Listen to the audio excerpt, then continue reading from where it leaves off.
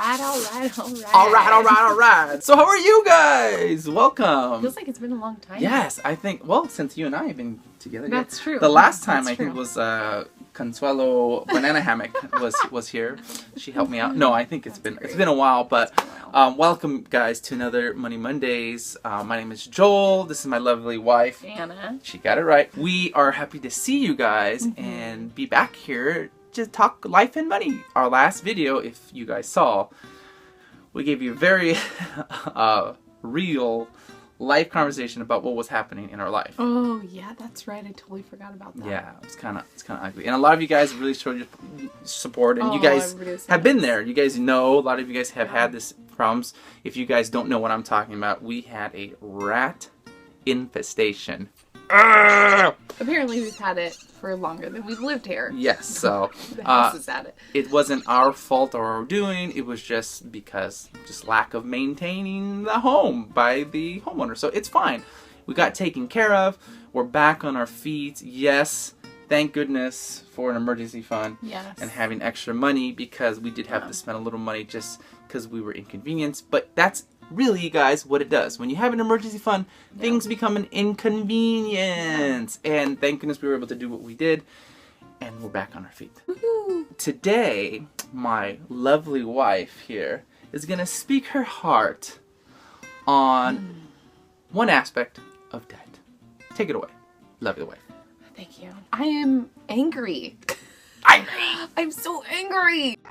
Tell me why you're angry. I'm angry because I was in the car listening to the radio and I just felt like this one company was just not responsible in was how it they an were doing. ad? It was an ad for like debt, something like not consolidation or bankruptcy. I actually missed what it was for because I was so upset. Well, give them a highlight. Tell them what it was about. So it was about this woman, and he said she had the choice to provide for her son or pay the creditors, and she decided to provide for her son, and then she came on and said that she chose that, and that it was really embarrassing. She started getting all these phone calls from creditors and blah, blah, blah, and it was just awful and everything with the help of this company that I don't know.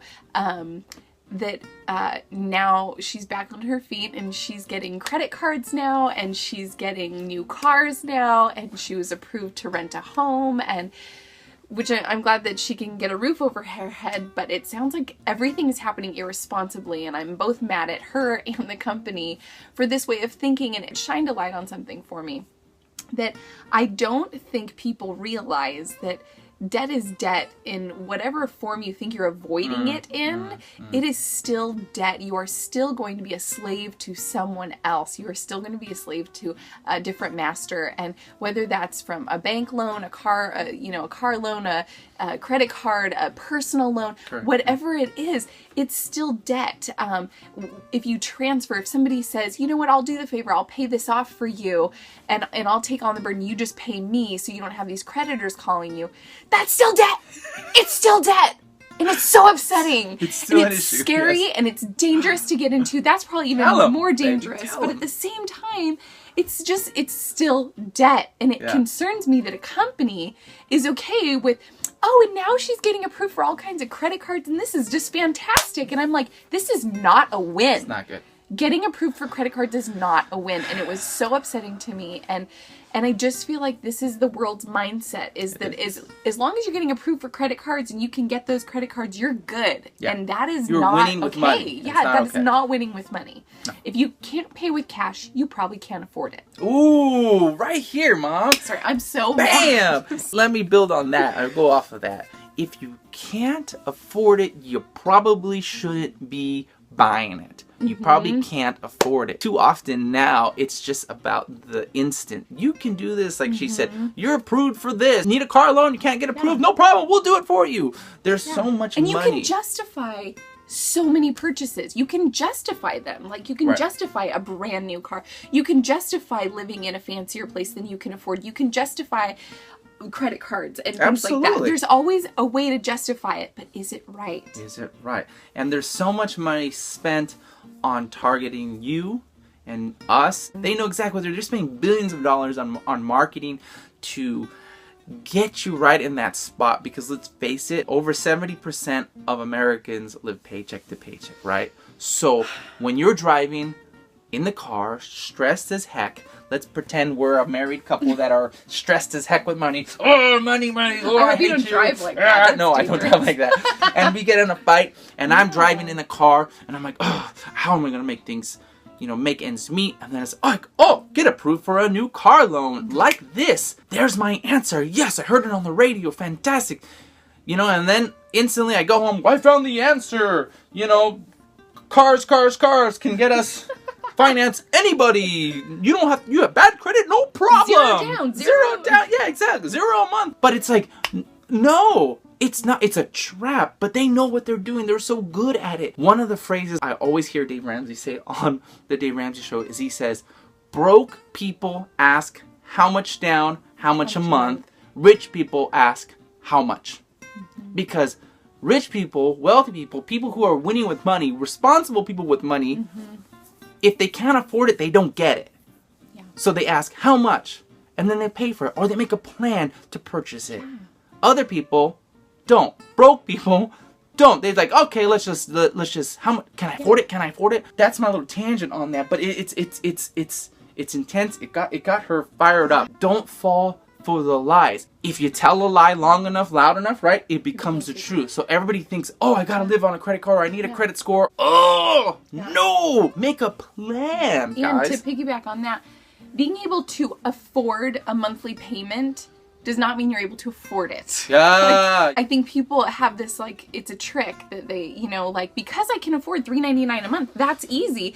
You don't know what's going to happen. You don't know. And so something might happen down the road where $3.99 becomes nearly impossible, and then you're sunk. You're But stuck if you into say, it.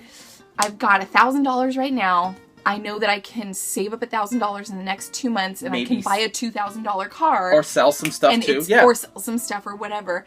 And then my car is paid for, and I don't have to worry about it. And then I can pay myself that car payment, and I can be doing that because I want a better card. I want a better car in 6 months. I just don't want people to fall under the impression that if you can afford a payment every month, it doesn't mean that you can afford what you're buying.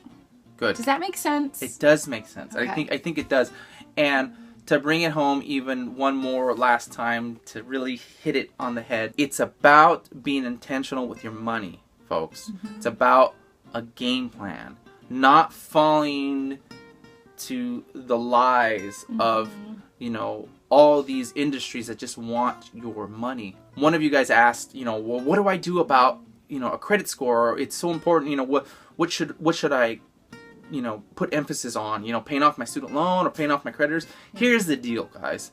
Debt in your life, what it does is it takes away your biggest wealth building tool, which is your income, right? So if your money's going to Sally Mae, or your money's going to, CarMax, Bank of America, wherever your credit cards are, you're losing the most valuable thing you have for building wealth. So getting out of debt as fast as you can, what it does is it frees that up. So now you're in control. You have money. You can save. You can, invest. You can do planning for college. You can do all these other things with your money. People ask, well, what about a credit score? Well, I need a credit score to do this. I need a credit score to,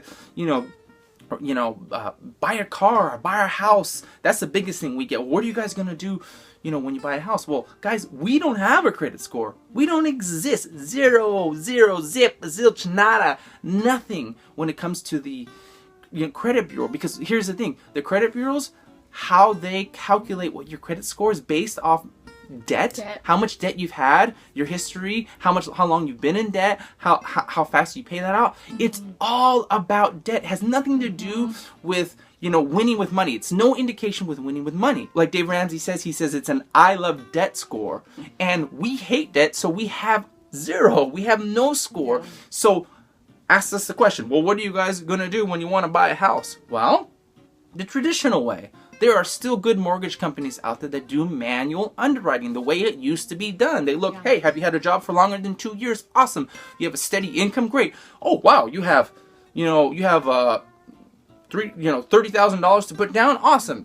They will actually do it. Okay? Bank of America may not do it. Chase may not do it. Wells Fargo's may not do it, because all they do is take your numbers, put it into into a computer and spit out, yes, you're approved or no, you're approved. No, you have to do it with the right mortgage company. So that's our plan. But we guess what? We don't plan to buy anything on credit. So who cares? Who gives a rip what our credit score is? We have a plan. We're going to pay for cash. We're going to upgrade on our cars and then save for a really nice down payment to buy a house one day. And that's the only thing that we will have is a mortgage, and then pay that off as fast as you can. So it can be done in this generation. You young folks out there probably thinking, oh, well, I need a credit score for, this and that. You don't. What you need is a plan. Yes. That's what you need. And you need to be content with what you have. You might be okay driving that, cheap, rinky-dinky car for a little while. But really, in your mind, you're like, no, but I would look so good in that nice ride, and I deserve it. And you might even have people who are wealthy telling you, like, it's okay, go and do it, Yeah. But have wisdom. Yeah. Use that wisdom and say, no, if I can't pay cash for it up front, in full, I cannot afford it. You can't afford it. That's our little passionate rant right now about credit scores, about debt. You guys, we're just passionate about you staying out of debt, about cleaning up your life, because how can you ever get ahead financially when all of your money is tied up to debts? Okay? The borrower is slave to the lender, like the old proverb says, okay? So you release yourself from that fight and run as fast as you can. Get an extra job, sell stuff, work overtime, do whatever you have to do to get out of it, because really it is your master and you want to just free yourself from that. We encourage you to do it.